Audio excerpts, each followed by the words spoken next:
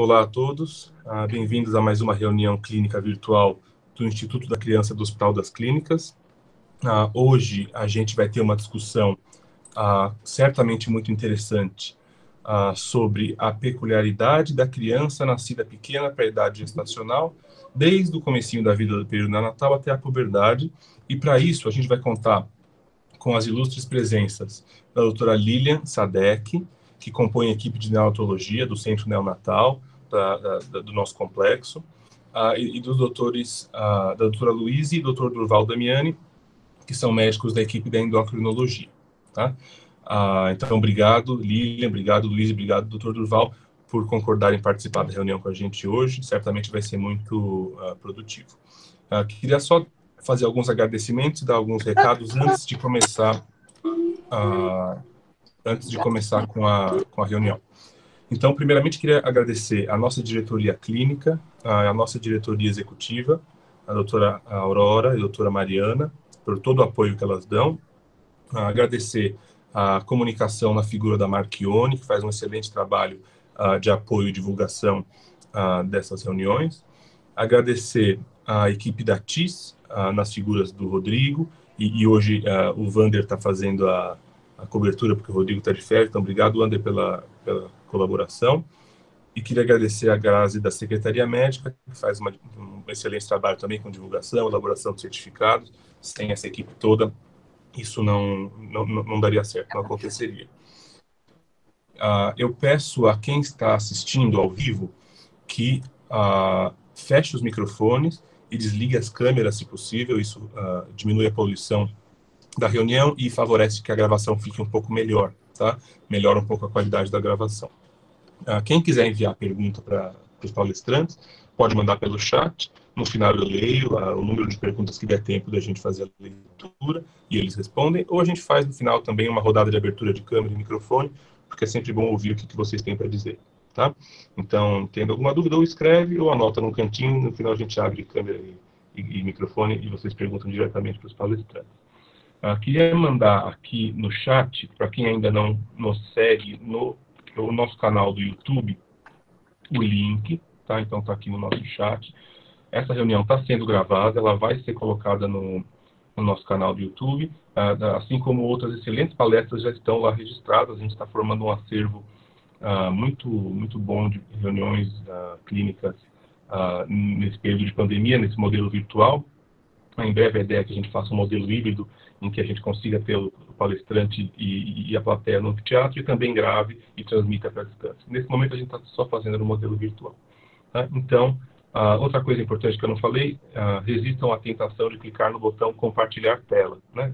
Para quem está assistindo ao vivo, porque interrompe a transmissão dos slides do palestrante e é bastante desagradável. Tá? Então, obrigado aos palestrantes, obrigado Lilian, obrigado Luiz, obrigado Durval por terem vindo. Eu vou passar a palavra para a doutora Lilian Sadek, que vai iniciar a apresentação. Boa apresentação para todos. Bom dia a todos, é um prazer estar aqui, eu que agradeço o convite, e é muito bom, né, estar podendo ver pelo menos a carinha de cada uma das pessoas que faz tanto tempo que a gente não consegue encontrar pessoalmente, né? Eu acho que esses momentos têm sido muito bons para unir nesse momento que a gente tem que ter o distanciamento social. Eu gostaria aqui de acrescentar nesse título, que seriam as peculiaridades da criança nascida pequena para a idade gestacional, do período neonatal à puberdade. Eu queria lembrar que tudo começa ainda na vida intrauterina. E para sermos um pouco mais abrangente, na verdade, começa com a mulher e o homem antes mesmo da concepção. Então, eu vou colocar aqui, talvez mais dúvidas do que certezas, mas como que nós vamos caracterizar estas crianças a partir da vida intrauterina. É muito importante já estar avaliando o crescimento do feto, para que os obstetras possam detectar desvios estes que podem gerar uma série de alterações para este feto. E, portanto, merece intervenção já precoce. Mas para eu poder avaliar o crescimento, eu preciso de um instrumento confiável. E este é um problema já que nós temos. Que curva de crescimento fetal nós vamos utilizar? E como que nós vamos utilizá-la? Existem várias curvas na literatura, onde eles utilizam medidas ultrassonográficas, 5 parâmetros antropométricos do feto, que é a circunferência da cabeça, o diâmetro biparental, o diâmetro occipito-frontal, a circunferência abdominal e o comprimento do fêmur. Estas curvas são disponíveis e os obstetras também discutem qual seria a curva mais adequada para avaliar o crescimento do feto. No nosso serviço aqui da obstetrícia, eles usam ainda o Hadlock 4, de 91, onde eles mantêm a utilização, apesar de terem surgido curvas, como a de Secati, que é uma curva que foi construída na Unicamp, com população brasileira, portanto, mas mesmo assim existem algumas limitações. E a última curva que saiu de crescimento fetal é a curva feita por um consórcio planejado pela Organização Mundial de Saúde, um grupo que já fez a curva da OMS de 2006, e que nesta proposta, eles quiseram fazer uma curva multicêntrica, multiétnica, com uma amostra representativa da população. E o que eles pegaram foram 8 regiões, incluindo Brasil, China, Índia, Itália, Quênia, Omã, Reino Unido e Estados Unidos. O objetivo deles era fazer uma curva prescritiva, tanto do crescimento fetal, como no momento do nascimento, fazendo uma curva de crescimento intrauterino, como depois, daqueles bebês que nascessem prematuros, fazer uma curva de crescimento pós-natal dos prematuros. E que esta curva fosse uma curva padrão, que pudesse servir, então, para todos os países. Para isso, eles construíram, com uma lógica muito boa, eles optaram por pegar só mulheres com estado de saúde nutricional adequados e que tivessem baixo risco de restrição de crescimento intrauterino. E estas mulheres, quando engravidavam, foram incluídas antes de completar 14 semanas de idade gestacional. Eles acompanharam até o nascimento. Então, é uma curva que, teoricamente, está realmente sendo uma curva padrão do crescimento fetal sem intercorrências de patologias maternas ou mesmo de ambiente. Apesar de toda esta metodologia tão adequada, eles não estão sendo tão utilizados pelos obstetras, pelo menos aqui no nosso meio. Eles questionam alguns pontos.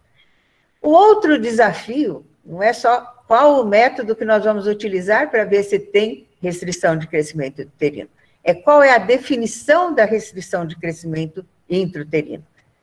A rigor, o que nós consideraríamos restrição de crescimento intrauterino seria uma desaceleração do crescimento. Quer dizer, a criança, o feto vinha crescendo num canal e cai desse canal de crescimento. Alguma coisa vai estar ocorrendo, algum evento está ocorrendo e que faz com que ele tenha essa desaceleração.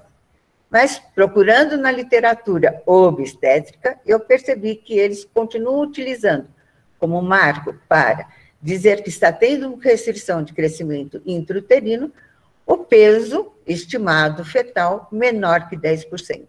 E uma restrição de crescimento intrauterino grave, quando o percentil do peso estimado é abaixo de 3%.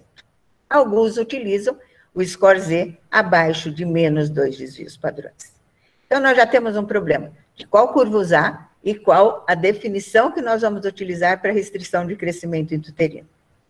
Por que isso é importante? Porque eu preciso observar quando está ocorrendo este evento, essa desaceleração do crescimento, porque, dependendo da época da gestação, isso irá levar a maior ou menor comprometimento. Se o evento ocorreu já no primeiro trimestre, nós vamos ter um evento que está prejudicando a divisão celular, porque nós vamos pegar bem na época da hiperplasia celular. Se o evento começa a partir do segundo trimestre, nós vamos pegar tanto uma fase de hiperplasia como de hipertrofia. Agora, se o evento só se instala no final da gestação, no terceiro trimestre, nós vamos ter um comprometimento maior da hipertrofia. E isso vai repercutir depois no recém-nascido. Lembrando que esse evento que está ocorrendo na vida intrauterina, principalmente quando parte a partir do segundo trimestre de gestação, levando a uma insuficiência placentária, uma restrição nutricional e uma hipóxia, o feto vai lançar mão de mecanismos adaptativos para conseguir sobreviver nesse ambiente inadequado. Ele vai desenvolver uma série de mecanismos, como, por exemplo, a redistribuição de fluxos, prevenindo a hipóxia e a falta de nutrientes para os órgãos nobres, principalmente o cérebro e o coração. E isso é decorrente de mudanças essas estruturais e fisiológicas, e que vão se manter depois, mudanças permanentes, levando à alteração do fenótipo, isso chamado programação fetal. E provavelmente ele é desencadeado por uma diminuição da 11-beta-hidroxidesidrogenase, que leva a um aumento do cortisol fetal. Se isso ocorresse só na vida intrauterina, tudo bem, mas isso vai persistir para toda a vida desta criança, e acho que depois a Luíse e o professor Durval vão falar um pouquinho a respeito, porque realmente isso vai repercutir na adolescência e fase adulta. Bom, o neném nasceu, agora nós temos um outro problema. Como que nós vamos avaliar o crescimento do recém-nascido ao nascimento? Qual a curva que nós vamos utilizar para classificar? E agora nós vamos classificar em pequeno para a idade gestacional, adequado ou grande para a idade gestacional. Também, de novo, nós temos várias curvas disponíveis na literatura, curvas de crescimento intrauterino de referência, e também aqui foi proposto que tenha, neste grupo multicêntrico do Intergrowth 21, a realização da curva padrão destas crianças que já foram acompanhadas na vida intrauterina e que nasceram. Então, era uma proposta ótima, porque agora eu tenho certeza qual é a idade gestacional desta criança no momento do nascimento. Entre as curvas que nós temos disponíveis e mais utilizadas no nosso meio atualmente, é a curva de Fenton, de 2013, que é uma curva de crescimento intrauterino, onde, na verdade, eles fizeram uma revisão sistemática, encontrando mais de 2.000 publicações de curvas populacionais, e eles conseguiram, dessas mais de 2.000 curvas, escolher 6 curvas que tinham metodologias semelhantes e utilizaram o método de meta-análise para construir esta nova curva. Dentro desta curva de Fenton estão incluídas as curvas dos Estados Unidos, Canadá, Escócia, Alemanha, Itália e Austrália. Além deles utilizarem todas essas curvas para montar a curva de Fenton, de 24 a 40 semanas de idade, de 22 a 40 semanas de idade gestacional, eles também acoplaram nesta curva a curva do OMS de 2006, pegando o período de 40 semanas até 50 semanas de idade pós-conceptual. Esta curva, ela é muito boa para analisar a criança no momento do nascimento e estar classificando se a criança é pequena, adequada ou grande para a idade gestacional. Só que ela não contempla todos os países, ela é uma curva de referência. Não dá para eu dizer que ela é uma curva padrão, porque, por exemplo, para o Brasil, ele não está contemplado nesta curva. Este problema, então, poderia ser resolvido com a curva de crescimento intrauterino do Intergrowth, e foi proposto e foi realmente metodologicamente feita como uma curva padrão, e que o Brasil foi incluído, a amostra é de Pelotas, mas o Brasil está, então, incluído. Eles tinham a certeza da idade gestacional e todas as medidas antropométricas realizadas nas primeiras 12 horas de vida foram padronizadas, a técnica padronizada. O grande problema desta curva, publicada em 2014, é que como as gestantes foram muito bem selecionadas, com gestantes de baixo risco, eles não tiveram um N bom para as crianças prematuras. Eles tiveram só um N adequado a partir de 33 semanas de idade gestacional. E quando a gente trabalha com crianças muito prematuras ou extremo prematuras, que são aquelas abaixo de 32 semanas, e principalmente aquele grupinho abaixo de 28 semanas, esta curva padrão não estaria respondendo, não dando, portanto, para a gente estar classificando as crianças. Por isso, no nosso serviço, a gente continua utilizando a curva de Fenton, que ele tem um número adequado para cada idade gestacional, a partir já de 22 semanas. Além de termos que escolher qual é o instrumento que nós vamos utilizar para classificar esta criança, nós temos também qual é o conceito do bebê pequeno para a idade gestacional. Na neonatologia, nós utilizamos como conceito de pequeno para a idade gestacional o peso de nascimento abaixo do percentil 10 para a idade gestacional. Isso vem desde a época da Lubchenco, de 1963, quando ela, utilizando um gráfico da população dela, classificou como pequeno para a idade gestacional os abaixo de 10%. Mas, com certeza, nós temos, sim, um comprometimento do crescimento dessas crianças se o peso de nascimento for abaixo do percentil 3. Os endocrinologistas, eles utilizam como definição de pequeno para a idade gestacional quando o peso e ou a estatura estão abaixo do score Z menos 2.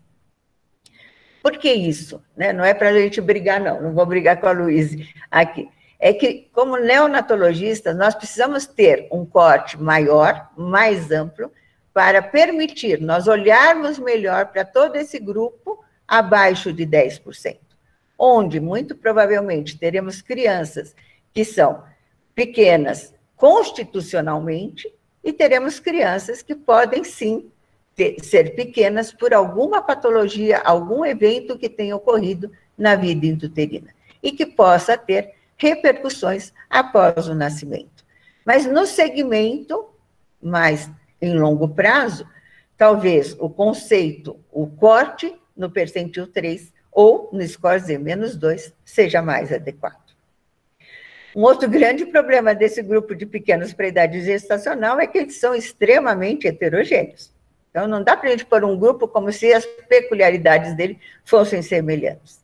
Se nós formos olhar para os pequenos para a idade gestacional, nós teremos aqueles bebês que apresentam um comprometimento do peso, da estatura e do perímetro cefálico. Portanto, eles são pequenos para a idade gestacional, proporcionados ou simétricos. E, geralmente, o agravo aconteceu no primeiro trimestre da gestação, em decorrência de causas fetais, sejam causas genéticas, sejam infecções congênitas, seja cromossomopatias, e que dificilmente nós vamos conseguir fazer alguma intervenção. Talvez tratar uma infecção congênita, mas muitas não têm tratamento, como, por exemplo, a citomegalovirose. E nós temos o grupo dos recém-nascidos pequenos para a idade gestacional, assimétricos ou desproporcionados, que são os pequenos em peso e estatura. Geralmente, este agravo começou a ocorrer no segundo trimestre. Por exemplo, numa mãe que tenha uma hipertensão arterial crônica, que vai levando ou instalando uma insuficiência placentária já a partir do segundo trimestre de gestação, comprometendo o peso e o comprimento e preservando o perímetro cefálico, principalmente por aquele mecanismo de redistribuição de fluxo. E, por último, nós temos o grupo de crianças que sofreu agravo só no final da gestação. Então, no terceiro trimestre, que vai comprometer apenas o peso, preservando o comprimento e o perímetro cefálico. Este exemplo nós temos, por exemplo, no tabagismo materno, que começa a comprometer a insuficiência, começa a comprometer a placenta, levando a uma insuficiência placentária ao redor de 28, 30 semanas, dependendo da quantidade de cigarros que ela utiliza. Então, veja, nós temos várias causas que vão levar ou vão comprometer o crescimento deste feto, fazendo com que ele nasça pequeno para a idade gestacional e que tenha comprometimentos maiores ou menores, e que nós vamos ter que lidar com isso após o nascimento dessas crianças. E nós temos um grupo particular ainda, que vai nos preocupar mais, que são os bebês que nascem prematuros. Então, além de tudo, eles vão estar nascendo prematuros. Eu preciso também estar monitorizando estas crianças, não só ao nascimento, para classificá-los em pequeno, adequado ou grande, mas também como que eles vão crescer agora aqui fora do útero. E como que eu vou avaliar o crescimento deste bebê prematuro após o nascimento? Eu vou utilizar uma curva de crescimento intrauterino? Vou usar uma curva de crescimento extrauterino? Quer dizer, qual a curva que eu vou estar utilizando? Então, veja, o principal instrumento que nós temos para avaliar o crescimento, nós temos programas no intraútero, no fetal, e agora estou falando que também para os recém-nascidos pré-termos, nós temos uma dificuldade de avaliação no acompanhamento dessas crianças. Que curva que nós temos? Nós temos, de novo, várias curvas disponíveis na literatura.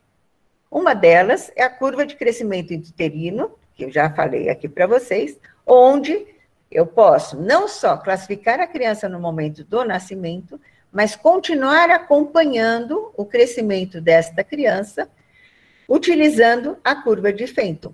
Mas na hora que eu estou fazendo isso, eu estou comparando a minha criança, que já está aqui fora do útero, com uma criança que acabou de nascer.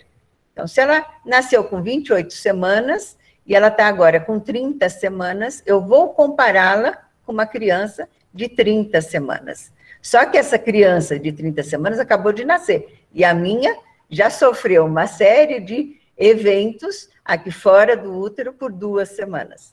Então, fica muito difícil eu estar comparando esta minha criança com uma criança que está acabando de nascer, por todas as dificuldades que essa criança vai apresentar durante a internação na UTI neonatal. E quanto mais prematura, mais intercorrências e pior vai ser o seu desempenho na parte nutricional. Por mais avanços que nós tivemos na nutrição, nós ainda não conseguimos estar nutrindo adequadamente. Então, pensando na curva de Fenton, pensando nesta dificuldade que a criança vai apresentar após o nascimento, existem vários trabalhos também tentando acertar isto, e este é um trabalho do Colli bem interessante, que é um estudo longitudinal multicêntrico populacional, onde eles fizeram a curva do Reino Unido, no período de 2006 a 2011. Esta curva entrou na curva de Fenton, mas eles estão avaliando só com a curva deles mesmo, né, populacional, e onde eles acompanharam mais de 5 mil recém-nascidos com idade gestacional entre 22 a 31 semanas ao nascimento. E o que eles observaram? Que as crianças que nascem com uma idade gestacional maior que 29 semanas levam até 2 semanas para cessar essa perda de peso. Agora, aquelas que nascem entre 22 a 24 podem levar até 3 semanas para conseguir reverter a curva e começar a ter uma curva ascendente. Claro que o suporte nutricional é importantíssimo, ele deve ser imediato, ele tem sido aprimorado no decorrer dos anos, e também nós temos conseguido melhorar a gravidade das doenças. Com isso, a gente está tentando encurtar este período de perda de peso e o ganho de peso. O que a gente tem observado no nosso serviço, que com a introdução imediata dos aminoácidos na nutrição parenteral dessas crianças, no primeiro dia de vida, assim como o início do leite materno precoce para essas crianças, nós melhoramos a evolução destas crianças, mas ainda está aquém do que nós gostaríamos. Lembrando que essas crianças devem fazer uma aceleração do seu crescimento a partir de 32 semanas, ganhando em torno de 16 gramas por quilo por dia, e que depois ela vai desacelerando, chegando a 8 gramas por quilo por dia, às 42 semanas. E o que nesse trabalho sugere é que, se eu for utilizar uma curva de crescimento intrauterino para acompanhar o desenvolvimento do bebê prematuro, eu devo utilizá-la, lembrando que eu vou considerar como canal de crescimento desta criança a partir da hora que ela recomeça o ganho de peso, desde que ela não tenha perdido um peso muito acentuado, ultrapassando os 15%, que é o fisiológico esperado para essas crianças pré-termo extremo. Se eu quiser utilizar a curva do Intergrowth, ela foi proposta para isso, né? Era uma curva que foi proposta por este grupo, esse consórcio, que faria uma curva padrão longitudinal de crescimento pós-natal. O grande problema é que nesta curva, quando foi feita inicialmente, eles só conseguiram ter um N adequado, como eu já falei, a partir de 33 semanas. Depois, em 2015, o mesmo grupo publicou uma nova curva, onde eles pegaram um grupo de crianças cujas mães tinham sido excluídas porque tinham fatores de risco, eles acrescentaram esses bebês, conseguindo, então, fazer um número adequado de 27 a 33 semanas. Só que daí já não dá mais para ser uma curva padrão. Então, nós vamos ter que utilizar como uma curva de referência, porque é uma referência daquelas crianças que não tiveram todos aqueles critérios de inclusão. E a partir de 27 semanas, ela é uma curva que tem um N adequado. A grande vantagem é que as crianças todas tinham uma idade gestacional bem confiável, e isto é muito importante para a qualidade da curva de crescimento.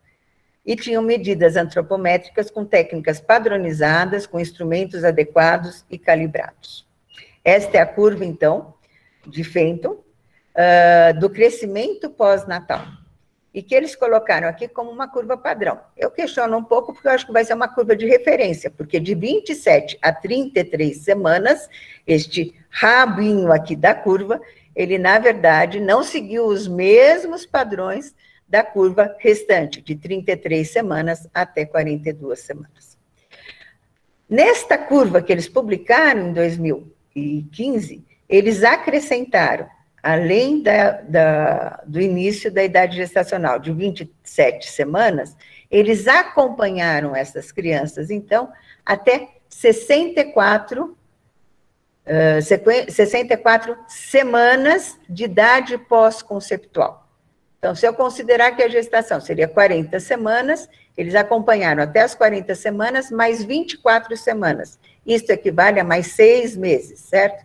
6 meses de idade pós-conceptual, ou que a gente chama aqui no nosso meio de idade corrigida para a prematuridade.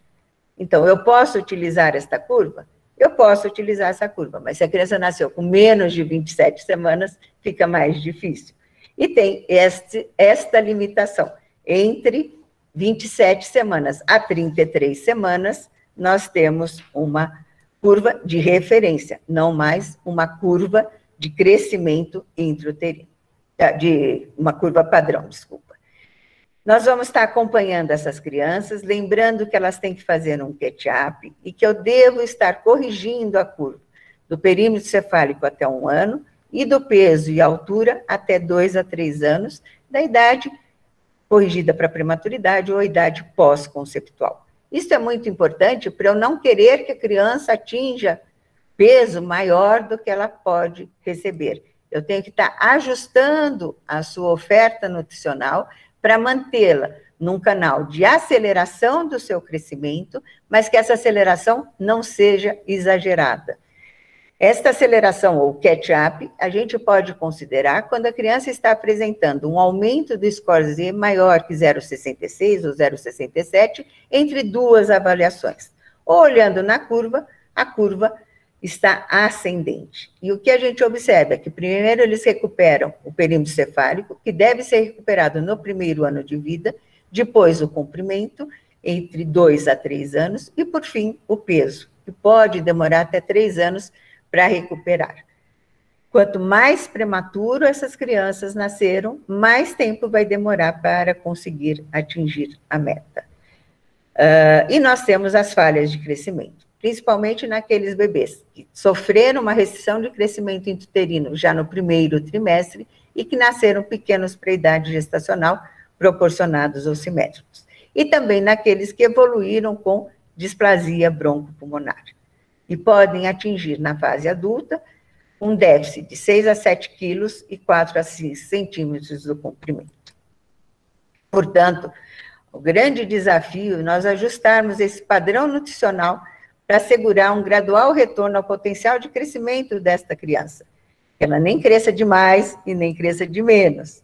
Em relação à recuperação da estatura, o que a gente observa é que essas crianças fazem um catch-up, grande parte delas, principalmente as acima de 32 semanas, 60% a 80% estão nesse grupo, elas conseguem recuperar até 6 meses, aí 85% a 90% conseguem recuperar até 24 meses.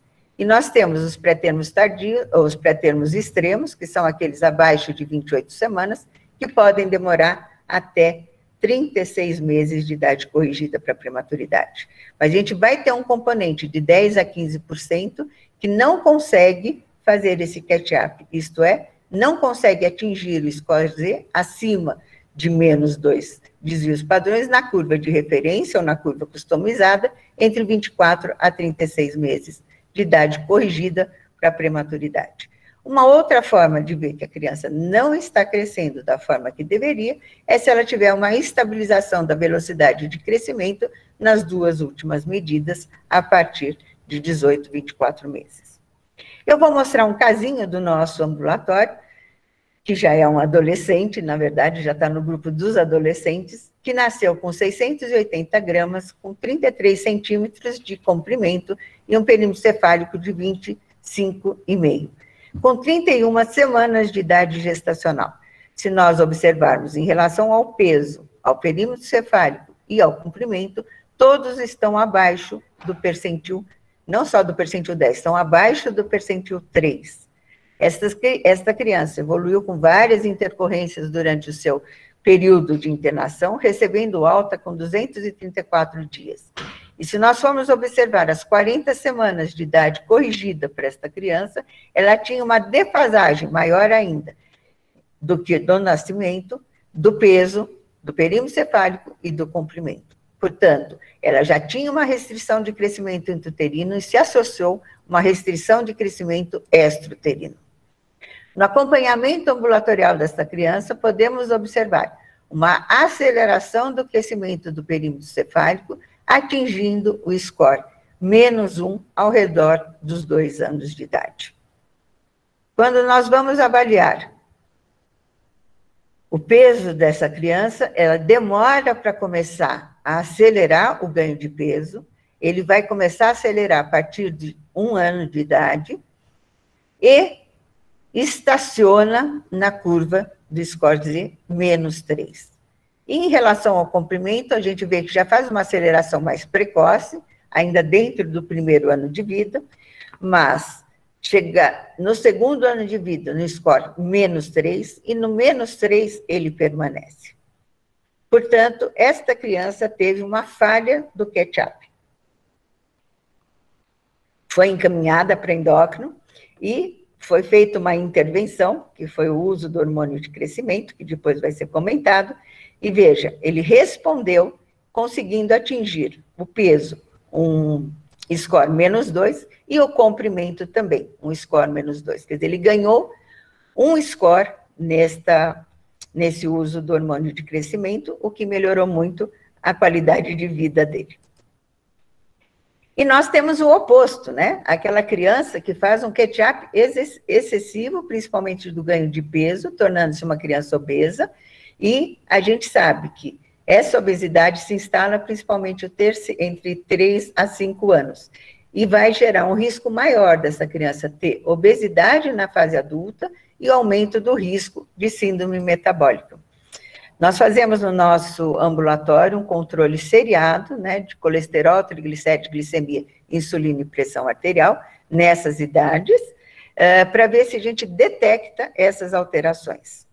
E para ilustrar, eu vou mostrar um último casinho, onde esta criança nasceu com 30 semanas de idade gestacional, um peso de 780 gramas, um comprimento de 34 centímetros, e um perímetro cefálico de 26. Veja, o peso está no percentil 3, o perímetro cefálico está em cima do percentil 10, e o comprimento está abaixo do percentil 10, entre o 10 e o 3. Então, ele teve um comprometimento, provavelmente a partir do segundo trimestre de gestação, que preservou o perímetro cefálico e comprometeu o peso e o comprimento. Ele teve menos sequelas do que o caso anterior. Com 40 semanas, veja a restrição de crescimento extrauterino que ele apresentou, né? Ele teve uma queda importante do seu percentil de crescimento, preservou o crescimento do perímetro cefálico, mas comprometeu também o comprimento desta criança. Então, ele associou uma restrição de crescimento intrauterino com uma restrição de crescimento extrauterino. No seu acompanhamento ambulatorial, veja, ele fez uma aceleração do crescimento do perímetro cefálico e com 1 ano ele já tinha atingido o score 0 e que depois ele atingiu e se estabeleceu no score mais 1.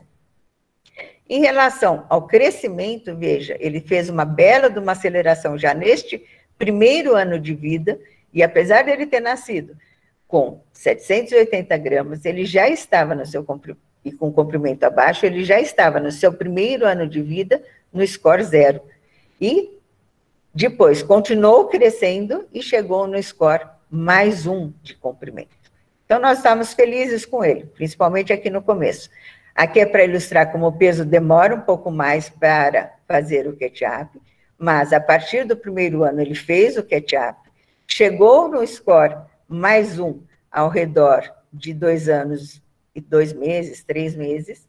O grande problema é que daí ele continuou engordando e chegando então ao score mais 2,5.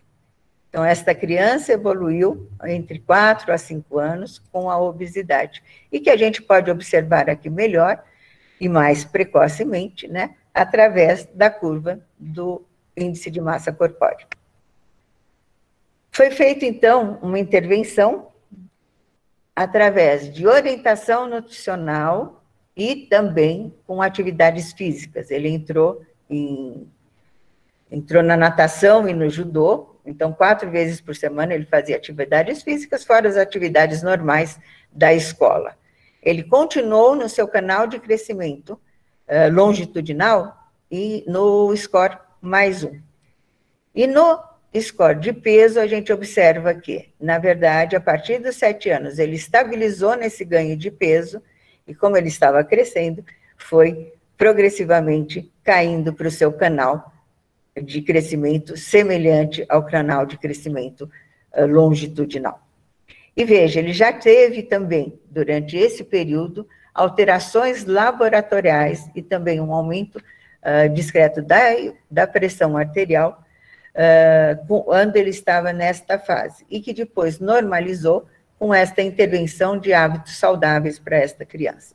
Se isto vai minimizar o risco dele no futuro ter síndrome metabólica, nós não sabemos ainda, porque de qualquer jeito, ele foi uma criança que desenvolveu um fenótipo poupador com aumento do risco de sim, ser obeso na adolescência ou na fase adulta. Portanto, para estas crianças é extremamente importante a gente garantir um bom começo. E quando eu falo desse bom começo, já é lembrando que começou lá intraútero.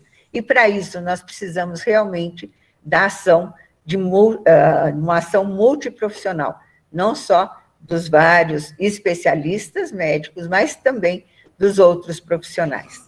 Nós devemos ter instrumentos mais adequados para detectar precocemente esses problemas de crescimento, para que possa ser feita uma intervenção precoce, para que a gente consiga atingir e possibilitar que esta criança, que já nasceu com problemas, seja um adulto saudável, que ele possa atingir seu potencial genético, apesar de todas as alterações que ocorreram na vida intrauterina e extrauterina. E que a saúde emocional desta criança e dessa família é que vão proporcionar uma melhor qualidade de vida. E é isso que a gente espera para as crianças que estão nascendo atualmente no nosso meio. Muito obrigada. Eu vou passar, então, agora a próxima palestrante, que ela vai te mudar, porque eu não sei mudar. Muito obrigado, doutora Liliana. Excelente apresentação, muito clara, muito didática, e os casos clínicos muito ilustrativos. Então, excelente. Muito obrigado pela participação. Agora a gente recebe a doutora Luíse, da equipe de endocrinologia, que vai mostrar a atuação da equipe deles em cima desses casos. Então, obrigado, Luíse. É um prazer estar aqui, conversando de um assunto tão interessante, e cercada dos meus mestres, a doutora Lilian e o doutor Durval. A doutora Lilian foi minha professora de neonato e o doutor Durval de endocrinologia, e hoje eu tenho a felicidade de estar falando com eles nessa mesa. A doutora Lilian já falou brilhantemente de toda a parte importante da fase intrauterina e neonatal, e agora eu e o doutor Durval vamos falar um pouco sobre o pós, né? Depois que essa criança tem algum problema relacionado ao fato de ter nascido pequeno para a idade gestacional. Também estou descobrindo aqui como passo o slide. Só um minutinho. Eu não consigo por aí, foi só pelo mouse. Pelo mouse.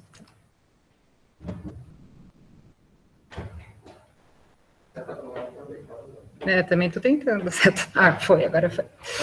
Foi. Então, a doutora Lilian já falou brilhantemente sobre as definições do pequeno para a idade gestacional e todas as controvérsias e curvas, e, em resumo, eu vou falar da parte endocrinológica, né, da definição por endocrinologia, que é uma definição diferente exatamente pelo que a doutora Lilian acabou de falar, né, porque a importância para a neonatologia de ser um corte mais sensível, para eles olharem todas as intercorrências neonatais que estão associadas ao pequeno para a idade gestacional.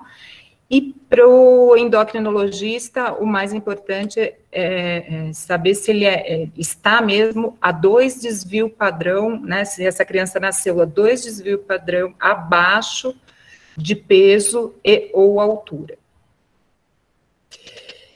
Então, essas crianças nascidas pequenos para a idade gestacional, a grande maioria vai fazer seu catch-up no tempo adequado, em geral, até os 2 anos de vida, sendo mais comum uma recuperação maior no primeiro ano de vida. Então, cerca de 10 a 15% dessas crianças nascidas pequenas para a idade gestacional não farão o seu catch-up. E aí, essas crianças merecem um segmento e uma investigação relacionadas ao crescimento. Além disso, além do crescimento, várias outras situações estão associadas ao pequeno para a idade gestacional, como doenças cardiorrespiratórias, desenvolvimento musculoesquelético, obesidade, maturidade imunológica e déficit cognitivo. Então, o estudo dos pequenos para a idade gestacional, ele surgiu com mais ênfase a partir de 89, quando o Baker propôs que crianças nascidas pequenas para a idade gestacional, elas apresentavam risco maior de doença cardiovascular e maior risco de morte prematura na vida adulta. Então, o Baker observou que no pós-guerra, na Holanda, ele percebeu que crianças nascidas no pós-guerra, que nasceram pequenas, quando adultas, elas apresentavam mais doença cardiovascular. Isso foi proposto em 89, depois Lucas, em 91, e o próprio Baker voltou a escrever essa teoria da programação que a doutora Lilian já conversou explicou bastante na primeira aula. Então, existe uma programação metabólica desse feto para garantir a sobrevivência fetal. Então, diminuir o crescimento, o ganho de peso, para que haja oferta de nutriente, oxigênio, para o que realmente precisa, que é manter a vida. Então, várias situações, né, intraútero podem levar à restrição de crescimento intrauterina, desde maternas, doenças cardiovasculares, infecção, nutrição ou fator ambiental, fatores placentários, insuficiência placentária, infarto, doença vascular, pode estar associada também com demografia, então, idade e altura materna, altura paterna, fator obstétrico e etnia, e causas fetais, como genética, ou malformação, alteração metabólica ou gestação múltipla. Então, aqui, a doutora Lilian já falou bastante da parte intraútero e a gente vai focar mais no pós-natal. Então, esses estudos a partir de Bach, eles viram que a criança que nasceu PIG, ela pode desenvolver na vida adulta doença cardiovascular, resistência à insulina, hipertensão, dislipidemia, síndrome metabólica e atualmente tem se visto também um aumento de risco do diabetes tipo 2. Isso na vida adulta e na adolescência. Então, na adolescência, esses pacientes já podem desenvolver essas alterações de síndrome metabólica, a dislipidemia pode aparecer até mais precoce, então essas crianças precisam ser acompanhadas com mais atenção durante todo o período infantil e na adolescência. Então, resumindo, a restrição de substrato ou fatores maternos, placentários ou fetais, eles levam a alterações neuroendócrinas que fazem com que diminua os hormônios anabólicos, como a insulina, e faz com que aumente os hormônios do estresse, como o cortisol, que a doutora Lilian já citou. Então, intraútero, ocorre uma diminuição da secreção de insulina, uma diminuição da formação de massa muscular e um aumento do eixo adrenal, com um aumento de cortisol, e uma resistência à ação do hormônio de crescimento e do IGF-1. Essa programação metabólica, em geral, ela na maioria dos pacientes, existe uma recuperação do crescimento, mas a parte metabólica pode não ser recuperada, como a doutora Lilian mostrou no segundo caso. Então, esses pacientes, eles podem ter uma massa magra menor, um percentual de massa gorda maior, uma menor sensibilidade à insulina, uma pressão arterial mais elevada, e aqueles que recuperaram precocemente o peso mostram uma recuperação desfavorável, né, nessa composição corporal. Então, recuperar muito rápido o peso também não é uma boa ideia para o pequeno pré-idade gestacional, porque ele pode ter mais problemas metabólicos no futuro e diminuir a sensibilidade à insulina, gerando resistência insulínica e risco de diabetes tipo 2. Então, esse é um consenso que foi publicado em 2007, falando do manejo do pequeno pré-idade gestacional, e para isso se uniram várias sociedades, as principais sociedades de endocrinopediatria do mundo, se juntaram para fazer esse consenso. E o que fala nesse consenso? Bom, ele fala que o pequeno pré-idade gestacional, em geral, recupera o crescimento e faz uma aceleração do crescimento nos primeiros 12 meses de vida, atinge o seu canal de crescimento em torno dos 2 anos de idade, 8 a 22% não fazem catch-up, e a altura final, em média, fica um desvio padrão abaixo da média. Então, essa criança, numa média, fica 6 a 7 centímetros abaixo do que poderia ficar se não tratadas. Isso nas pacientes que não fizeram o catch-up. Aqui eu coloquei o que está escrito entre os nesses dois consensos, nesse que eu acabei de citar, e no latino-americano, o que fazer naquele paciente que não fez o catch-up. Então, os dois consensos são, um é 2007, 2015, um pouco mais novo, mas eles são unânimes em falar que o paciente nascido pequeno para idade gestacional com baixa estatura, ele precisa ser investigado, excluído outras doenças crônicas, apesar de ele já ter um histórico, ele nasceu PIG, não fez catch-up, mesmo assim, é indicado você investigar outras doenças crônicas antes de classificá-lo como baixa estatura por pequeno para idade gestacional e iniciar o tratamento. Então, o uso de hormônio de crescimento, ele já foi aprovado há mais de 10 anos para o pequeno para a idade gestacional que não fez o ketchup. Ele é uma indicação formal aprovado pelo FDA em 2001 e pela Agência Europeia em 2003. Também tem aprovação da Anvisa, só não tem aprovação no SUS. Então, nós não conseguimos para o paciente via SUS, mas a Anvisa, ela aprova o uso para pequeno para a idade gestacional. Crianças entre 2 a 4 anos que não fizeram ketchup e estão abaixo do 2 desvio padrão, tem indicação de tratamento. Aí existe uma diferença nas várias literaturas de quando seria o melhor momento de entrar com hormônio de crescimento.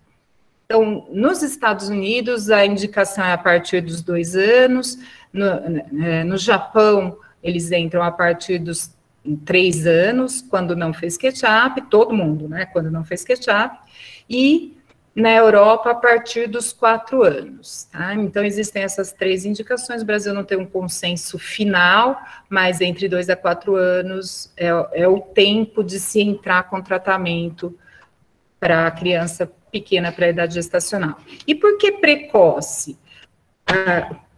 Se você entra entre 2 a 4 anos com hormônio, essa criança vai responder melhor ao tratamento, vai usar uma dose menor, então tem várias vantagens ao longo do tempo dessa criança ser tratada precocemente, né? Então, infelizmente, essas crianças acabam chegando no consultório do endocrinologista mais tarde, muitas vezes a gente não consegue fazer a recuperação. Então, por isso que é importante o papel do pediatra, do neonatologista, depois do pediatra, para fazer o acompanhamento e indicar no tempo certo. Tá aqui dizendo que vai terminar a minha apresentação. Tem que adiar. Essa que não está ainda, deixa eu ver aqui. Agora foi. O tratamento com o hormônio de crescimento, ele induz efetivamente o crescimento e recuperação e melhora da altura final desses pacientes que não fizeram ketchup. Existe uma revisão sistemática que foi publicada em 2009, que vê a altura, que na época ainda não era um problema não tratar o paciente, né? Hoje a gente não consegue fazer esse tipo de estudo, mas eles compararam pequeno para a idade gestacional que usou e que não usou o hormônio, e que quem usou teve um ganho de 1,5 desvios padrão na altura contra 0,3 de quem não foi tratado. Bom, a resposta, o pequeno para a idade gestacional, ele não é todo igual, né? É um compêndio aí, cada caso. Então, a resposta vai ser variável também. A gente sabe que, em média, 6 a 7 centímetros, mas não dá para saber que cada caso vai ser um caso. Então, a gente sabe que quem responde melhor são nessas situações. Então, o Z-score de altura no início do tratamento, então, quanto menor essa criança, mais difícil vai ser o tratamento e a recuperação, e a idade de início, que a gente já conversou, então, quanto mais precoce, melhor. A altura-alvo, né, na família pequena, também é mais difícil de conseguir um retorno na curva. A dose do hormônio, e aí, depois o doutor Duval vai conversar um pouquinho melhor, mas a dose... lembrando que existe uma resistência à ação do hormônio de crescimento, então eu preciso entrar com uma dose suprafisiológica para essa criança, e a idade óssea. A gente sabe que no pequeno para a idade gestacional não dá para contar com a idade óssea, porque ela varia muito durante o tratamento. Então, ela pode ser atrasada e daqui a pouco, principalmente pré-púbere e pré-púbere, avança muito essa idade óssea e você perde o parâmetro de altura pela idade óssea. E todas essas questões, ela explica uma variabilidade aí de até 40% na altura final dessas crianças nascidas pequenas para a idade gestacional. Então, existem algumas particularidades que a gente precisa ficar atento no pequeno para a idade gestacional, que é puberdade acelerada. Então, a gente está lá colocando o nosso paciente na curva de crescimento da OMS, mas esse paciente, ele nasceu pequeno para a idade gestacional, ele tem suas peculiaridades, né?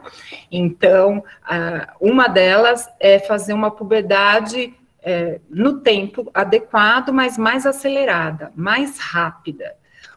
Também acontece o avanço da idade óssea, como eu acabei de conversar, a idade óssea está atrasada e ela avança um ano, 2 anos, e você perde esse parâmetro do uso da idade óssea.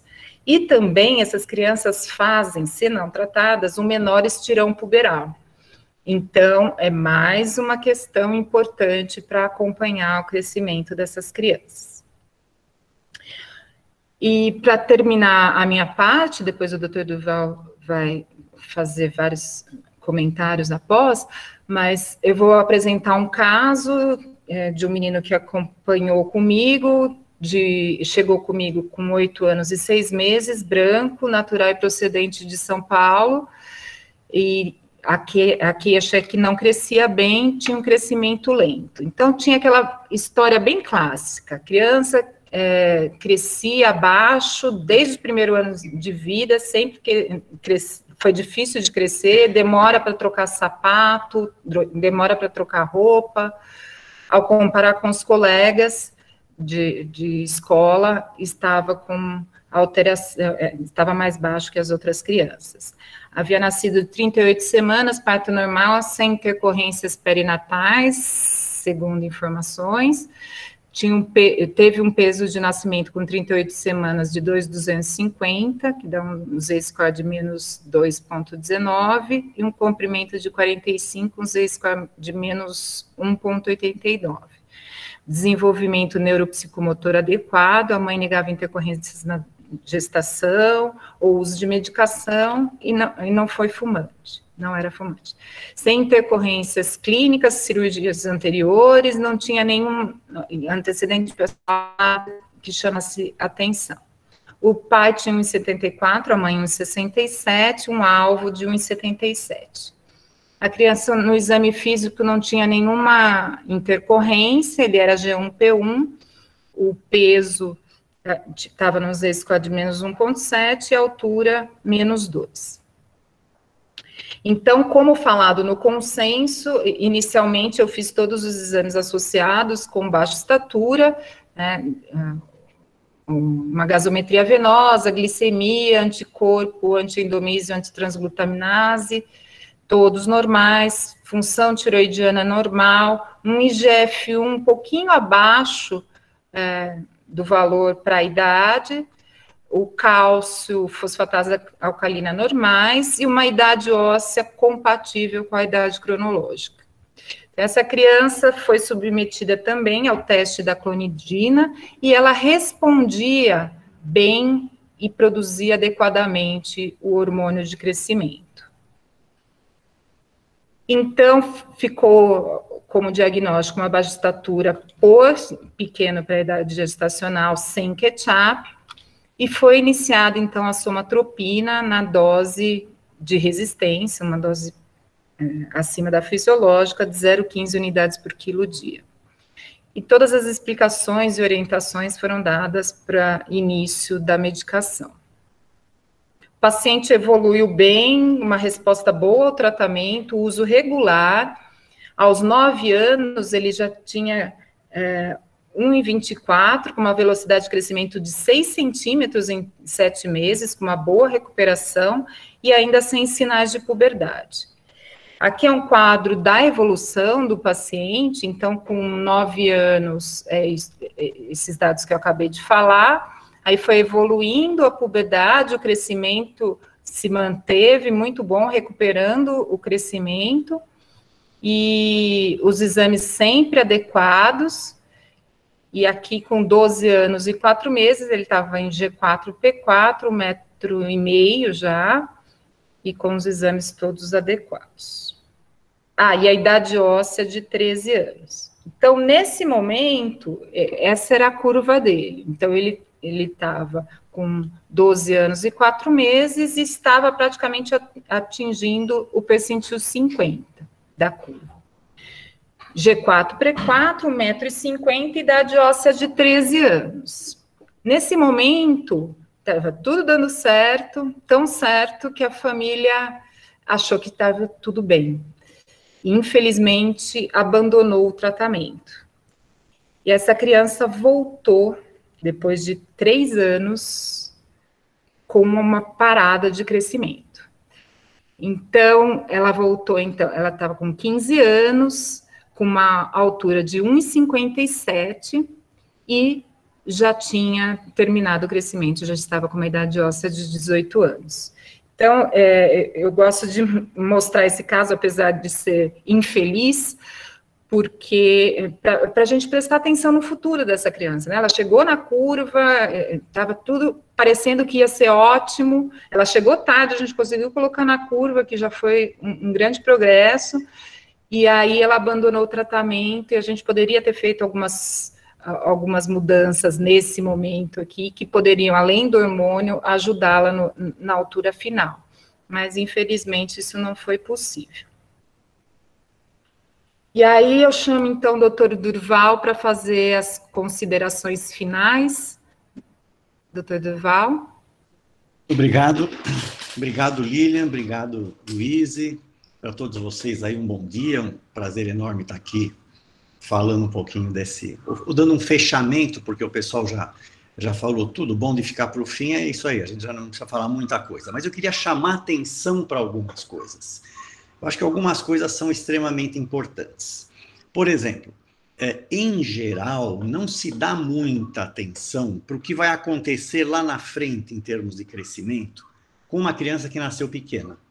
Então, a coisa fica, a criança às vezes não vai bem, como a Luíse disse, em torno de 15% dessas crianças não fazem catch-up. Isso tem que acender um sinal de alerta, porque essas crianças ficam pequenas, elas seguem numa curva de crescimento muito abaixo do seu alvo estatural. Veja, nós não estamos querendo criar gigantes, nós queremos que essas crianças atinjam o seu alvo familiar. Se esse alvo é percentil 50, se é percentil 25, se é 10, se é 90, mas é sempre importante a gente ter na mira o alvo familiar. O alvo familiar é extremamente importante. E a gente vê muitas vezes que essas crianças não atingem esse alvo, elas estão lá embaixo. E aí, tudo é programado nessas crianças que não recuperam, para que elas fiquem cada vez menores. Essa questão que a Luíse falou, quer dizer, uma puberdade muito rápida. As puberdades rápidas roubam a altura final.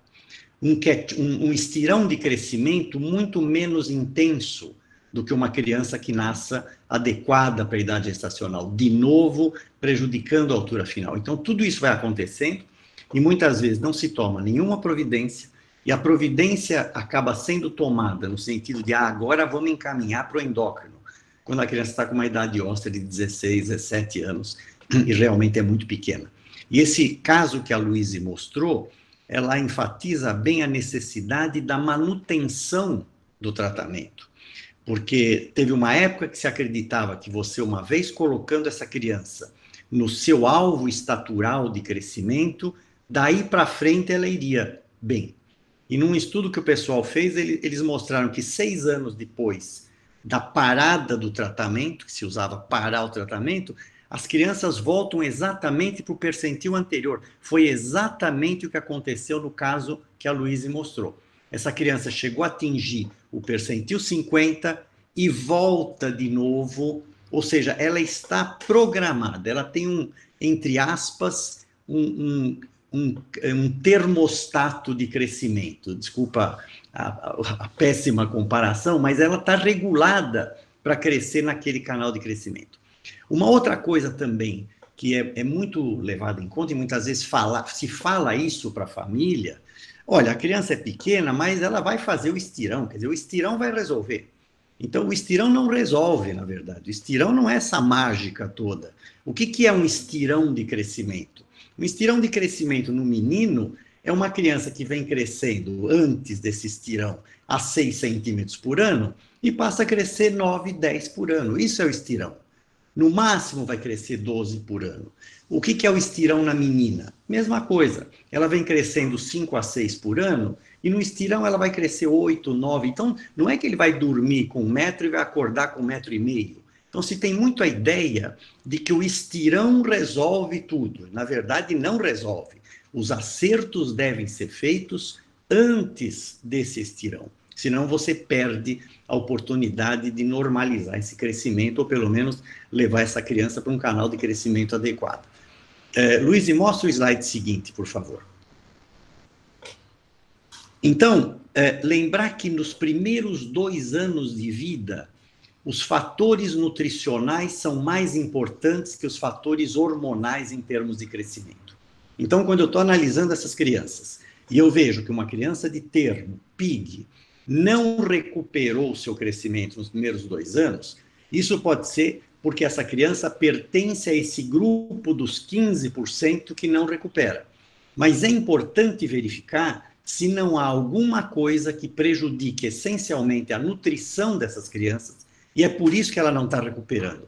Nada impede que um PIG tenha, por exemplo, uma doença celíaca, ou tenha algum problema de malabsorção, ou tenha alguma outra doença crônica que está comprometendo o estado nutricional e está comprometendo o estado metabólico dessa criança, e é por isso que ela não está recuperando.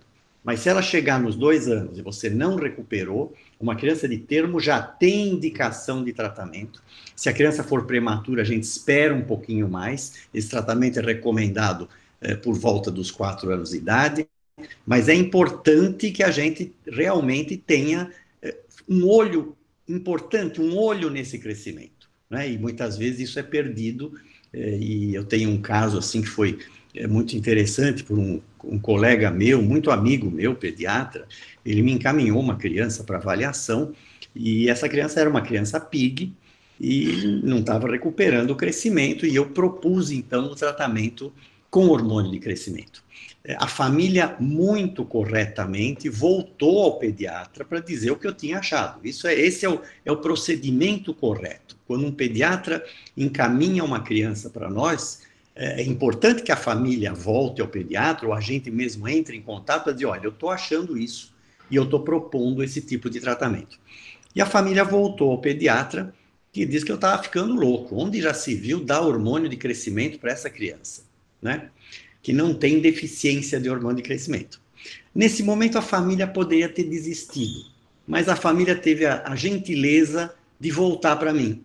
E falou, doutor, a gente está agora num beco sem saída aqui, porque o doutor fulano, que encaminhou o senhor para o senhor, ele está dizendo que não tem razão para usar o hormônio de crescimento. E a gente fica numa saia justa muito complicada numa situação dessa. Eu estou vendo a carinha do Jaime lá,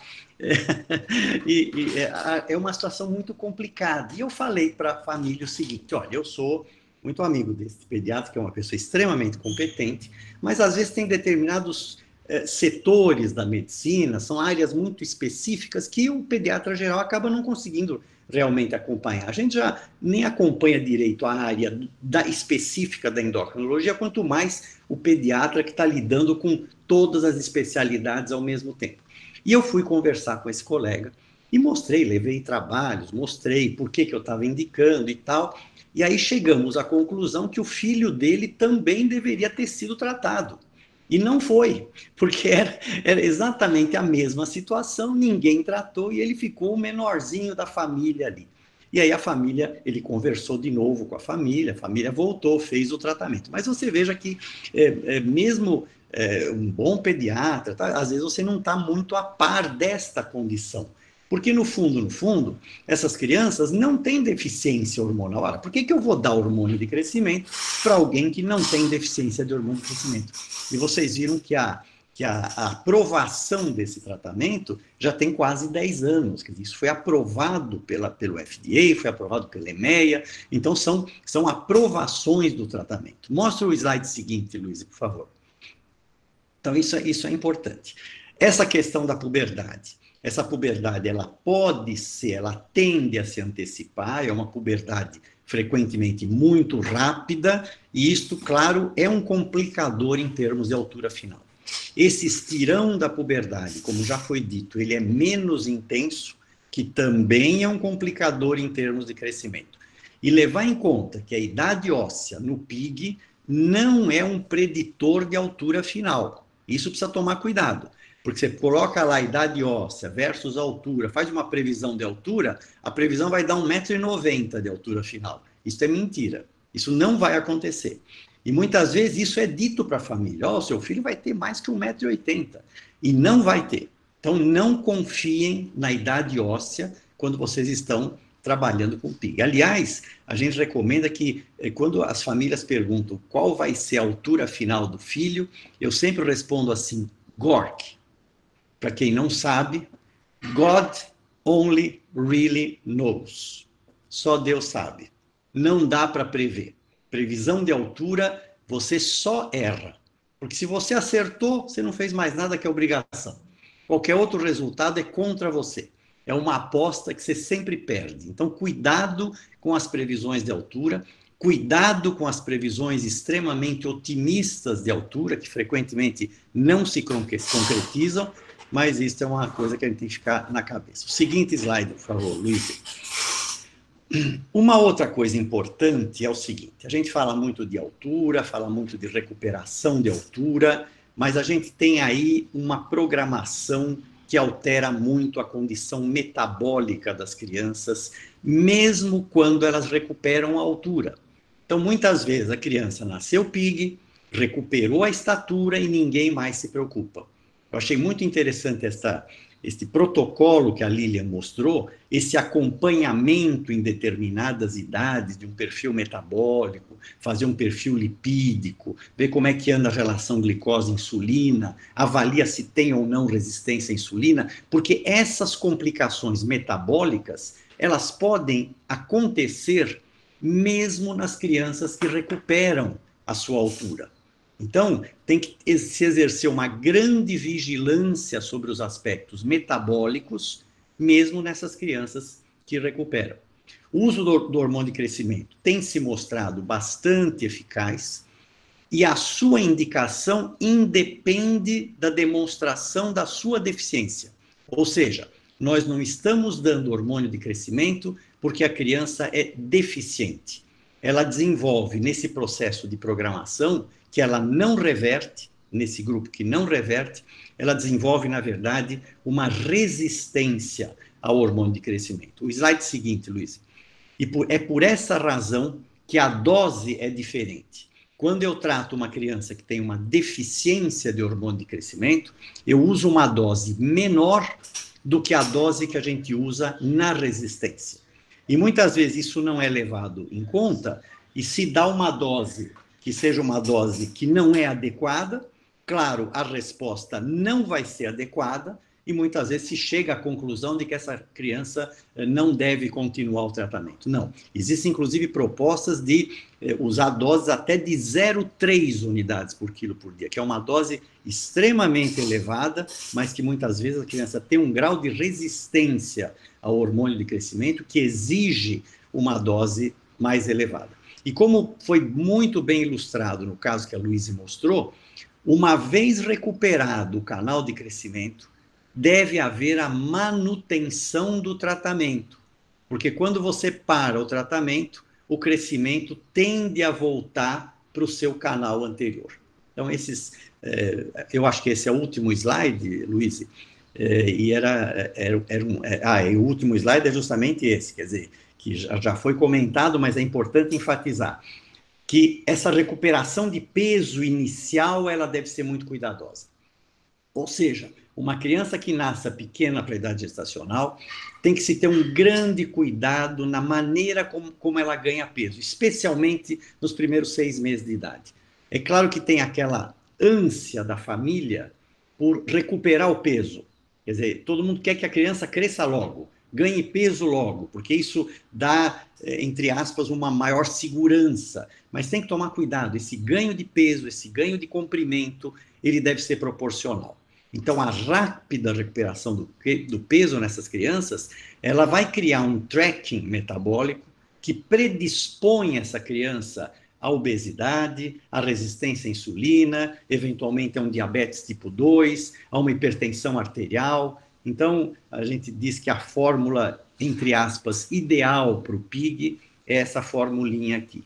o menos é igual ao mais. Muito obrigado a todos vocês pela atenção. Estamos aqui para conversar junto se tiver pergunta e vamos em frente. Excelente, doutor Durval. Muito obrigado, Durval. Obrigado, Luiz. Obrigado, doutora Lilian. A professora Magda quer fazer algum comentário? Eu tenho uma pergunta para fazer, mas se a professora Magda Não, quiser falar... eu quero agradecer, dizer que realmente foi uma reunião notável, né, essa associação dessa experiência bem peculiar aqui do nosso grupo de neonatologia, com essa experiência extraordinária do nosso grupo de endocrinologia. Eu acho que só um grupo como o nosso aqui poderia ter feito uma reunião com essa qualidade e com essas informações baseadas em experiência pessoal e observação dos apresentadores. Eu me sinto muito orgulhosa e agradeço imensamente a participação dos três. Muito, muito boas. Muito obrigada mesmo. Realmente foi muito bom. A gente não teve perguntas por escrito. Eu vou fazer uma pergunta minha. A criança pequena para a idade gestacional que recebe alta da maternidade sem intercorrências ou com as intercorrências controladas e contornadas e passa a acompanhar no consultório do pediatra geral, quais as recomendações de investigação, coleta de exames para essa criança, tendo em vista os riscos metabólicos e de outras doenças que vocês comentaram? Existe algum calendário de coleta de exames para essa criança acompanhando com o pediatra geral, no primeiro ano de vida, por exemplo? Lilian, eu acho que você podia dizer o que vocês estão fazendo lá. Liga o microfone, Lilian. Ficou mutada, Lilian, nesse momento. Bom dia. Acho que é importante salientar que eu acho que os primeiros dados que a gente precisa para saber se essa criança está evoluindo bem ou não é o crescimento da criança. Então, utilizar a curva de crescimento para peso, perímetro cefálico e comprimento. Sempre pensando que ele tem que recuperar nesta ordem, né? Assim, se ele teve já comprometimento, inclusive do perímetro cefálico, ele tem que primeiro ter uma recuperação do perímetro cefálico, depois do comprimento e depois do peso. Ele vai fazer uma aceleração da velocidade de crescimento, mas nesta ordem. Eu acho que isso é importante, porque é o primeiro instrumento. Em relação aos exames, a gente só tem começado a colher a partir dos 3 anos. Independente de estar tendo um catch-up adequado e esperado, ou não. A gente tem realizado de rotina para todas essas crianças, a partir dos 3 anos, os controles lipídicos, glicemia e insulina para essas crianças. Claro que a pressão arterial é medida em todas as consultas, mas o que a gente tem visto é que aos 3 anos, você ainda não detecta muita alteração, não. Mas a partir dos 5 anos, que a gente está fazendo com 3, 5, 7, 9, e daí a gente para em 9, porque a gente tem que caminhar para os adolescentes, para o grupo de medicina do adolescente, mas eles continuam fazendo. Por que 3, 5, 7, 9? Eu acabei escolhendo essas datas porque a gente já começa a ter a padronização desses exames a partir dos 2 anos, mas dificilmente a mãe consegue estar permitindo colher esses exames. Então, por isso que a gente começou a partir dos 3 anos, onde a gente tem uma boa adesão daí na coleta dos exames. E como com 3 anos a gente não está encontrando alteração, eu não sei nem se precisaria realmente estar iniciando tão precoce naqueles que estão tendo um bom catch-up. Talvez começar apenas naqueles que não estão tendo um bom catch-up. Eu acho que isso é importante de estar acompanhando, sim. Mas eu não faria muito nos primeiros 2, 3 anos de vida, não. Eu acho que a gente tem só que estar avaliando o crescimento da criança. E se estiver bem, e orientando hábitos saudáveis, tanto da parte nutricional, que é importantíssimo nesses primeiros 2, 3 anos, como também na parte de atividades. Outra coisa importante, Lilian, é a questão do antecedente familiar. Muitas vezes você tem a TIG, mas o pai, a mãe são dislipidêmicos, eles têm problema, eles têm um colesterol muito alto. Esses casos a gente avalia muito cedo. muito cedo, porque tem uma outra condição. O que a Lilian está colocando é perfeito em termos do pequeno para a idade gestacional. Vamos dizer, uma criança que não tem riscos adicionais. Se ela não tem riscos adicionais, perfeitamente. Agora, lembrar que tem a famosa hipercolesterolemia familiar, é extremamente grave. Essas crianças, se não forem detectadas e tratadas muito cedo, elas têm 50% de chance de ter um infarto até os 20 anos e 100% de chance até os 40 anos. São casos extremamente graves e estes a gente foge de todos os protocolos, começa a checar muito cedo, com meses de idade você já dosa e muitas vezes já pega um colesterol de 800. Então, são situações muito especiais. E eu queria responder aqui a Marilisa, que perguntou para a gente o que a gente faz quando a criança só procura aos 12 anos de vida com um estirão já iniciado. Marilisa, isso é relativamente frequente, infelizmente. Muitas dessas crianças não são encaminhadas, elas continuam pequenas, elas entram em puberdade, e quando o pessoal acaba encaminhando, você já tem uma condição de solução do problema muito menor, porque se ela não começou o tratamento muito cedo, você já tem uma resposta que é menor.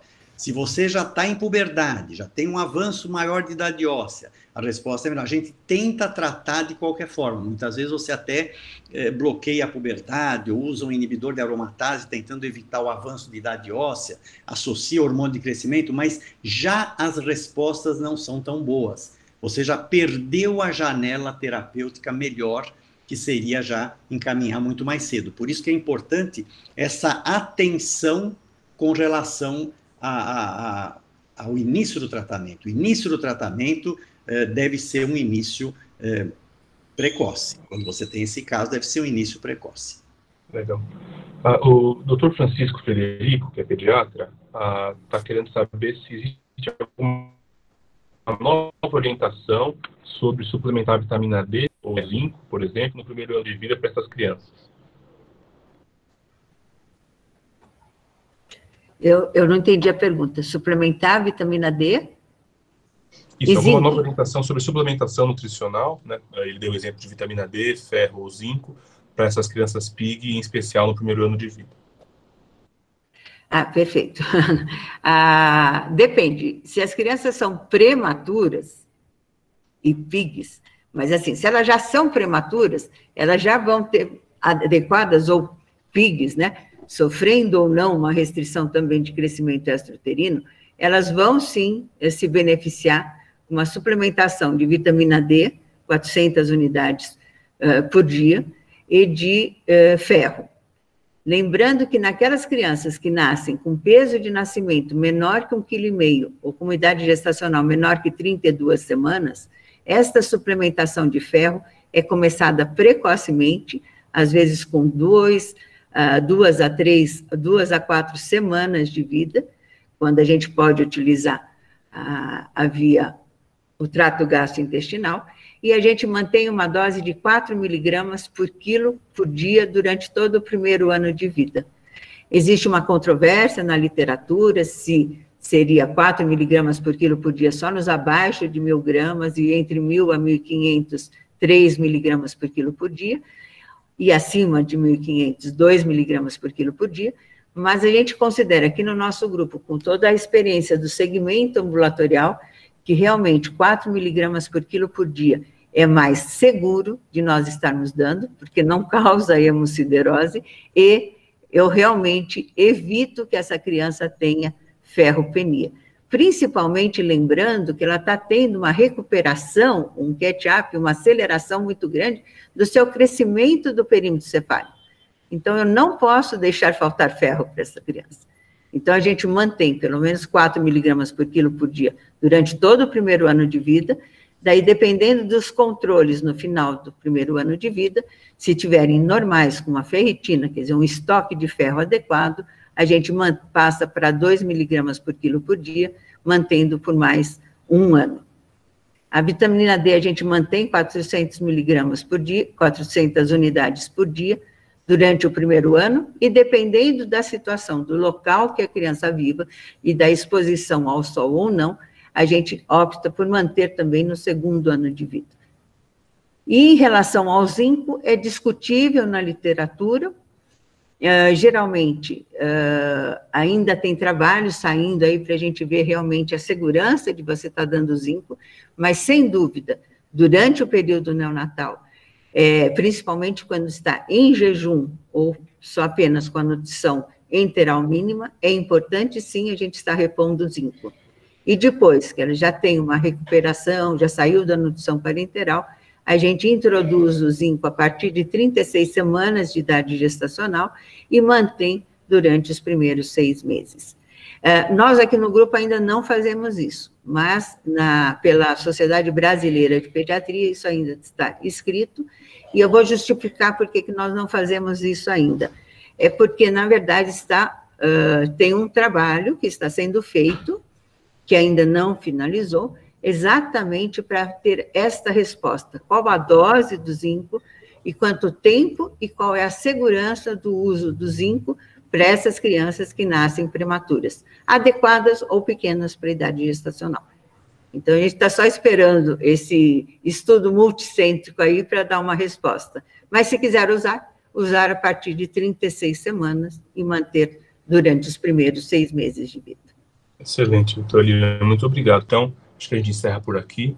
Essa reunião vai ficar gravada no nosso canal, em breve deve aparecer lá, para quem não acompanha, siga nosso canal. Agradecer de novo, doutora Lilian, doutor Durval, doutora Luíse, pela participação, foi realmente excelente, e a gente se vê dentro de algumas semanas de novo aqui na reunião clínica do Instituto. Tchau, gente, obrigado. Obrigado pelo convite. Obrigado, Lilian. Obrigado, obrigada a vocês. Foi excelente poder compartilhar aqui com vocês o nosso conhecimento e melhorar a atenção a essas crianças, mas é que meu foco é mais os prematuros. Eu vou já direcionada para eles. Excelente. Tchau, tchau. Até mais.